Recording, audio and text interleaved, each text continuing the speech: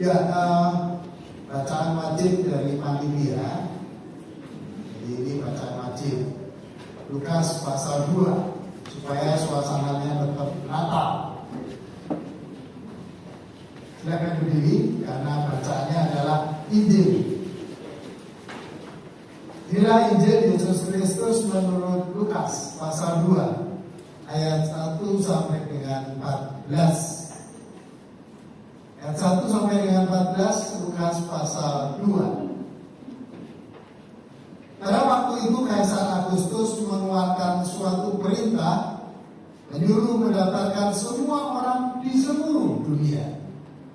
Inilah pendaftaran yang pertama kali diadakan sewaktu Kirenius menjadi gubernur di Syria. Lalu semua orang pergi mendaftarkan diri masing-masing ke kotanya sendiri. Yusuf pun pergi dari kota Nazaret di Galilea ke Yudea ke kota Daud yang bernama Betlehem, karena ia berasal dari keluarga dan keturunan Daud. Di sana ia mendaftarkan diri bersama Maria, tunangannya yang sedang mengandung. Ketika mereka di situ, tibalah waktunya bagi Maria untuk bersalin. Dan dia melahirkan seorang anak laki-laki. Anaknya yang sulung, yang membendungnya, lalu membaringkannya di dalam palungan, karena tidak ada tempat bagi mereka di penginapan. Di daerah itu ada gembala-gembala yang tinggal di padang menjaga kawanan ternak mereka pada waktu malam. Lalu berdirilah seorang malaikat Tuhan di dekat mereka, dan kemudian Tuhan bersinar meliputi mereka, dan mereka sangat ketakutan. Kata malaikat itu kepada mereka, "Jangan takut, sebab sungguhnya aku memberitakan kepadamu kesukaan besar untuk segala bangsa. Hari ini telah lahir bagimu juru selamat, yaitu Mesias Tuhan di kota Daud. Inilah tandanya bagimu, kamu akan menjumpai seorang bayi yang dibedung dan terbaring di dalam palungan." Tiba-tiba tampaklah bersama-sama dengan malaikat itu sejumlah besar bala tentara surga yang memuji Allah, katanya, "Kemuliaan bagi Allah di tempat yang maha tinggi, dan damai sejahtera di bumi di antara manusia yang berkenan kepadanya." Demikianlah firman Tuhan yang berbahagia dalam mereka yang mau memelihara dan melakukan dalam hidup sehari-hari. Silakan.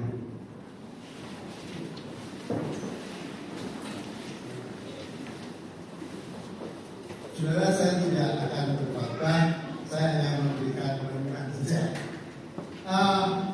Saya yakin bacaan itu sudah sangat terkenal.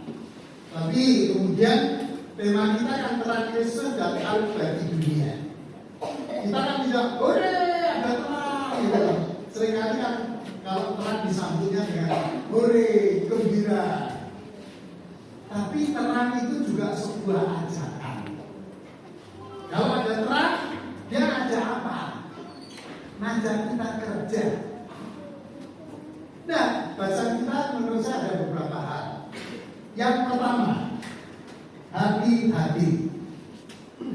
Jangan pernah berpikir bahwa kalau Yesus lahir di palungan itu karena Yusuf dan Maria miskin.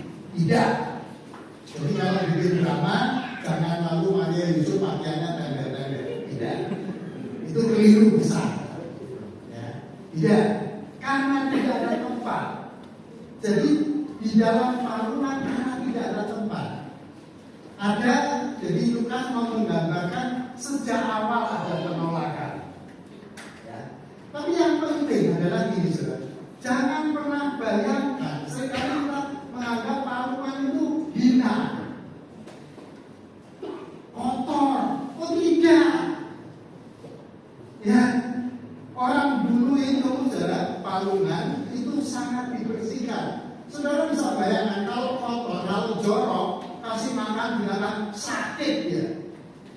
Ya.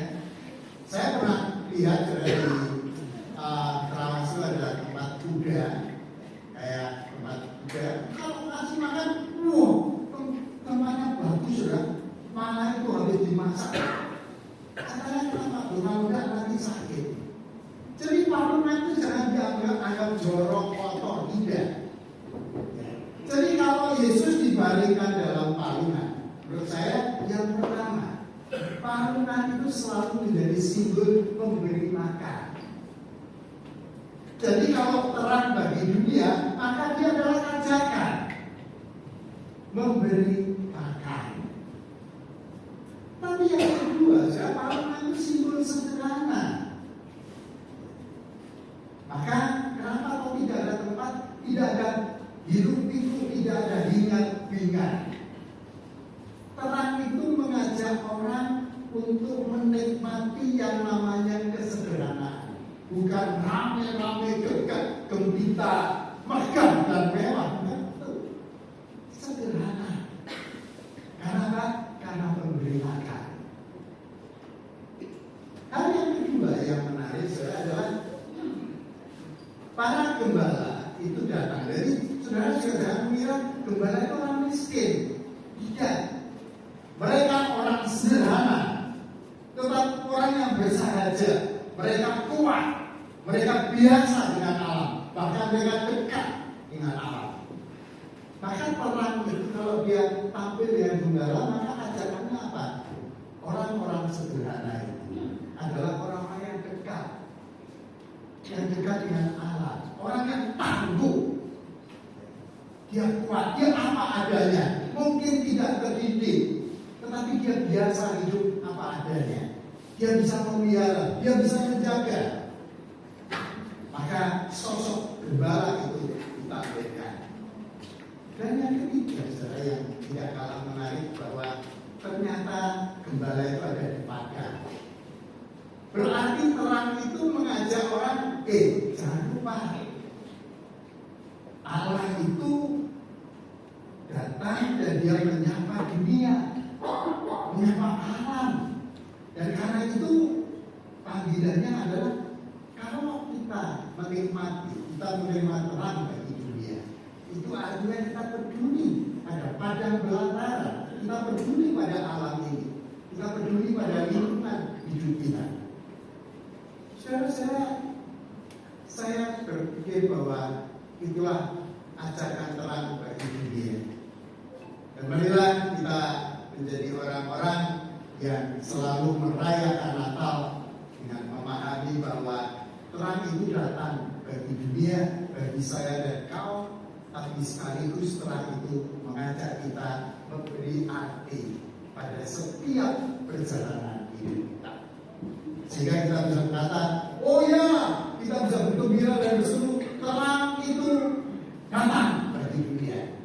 Dan dia mengajak kami untuk peduli pada dunia ini. Amin.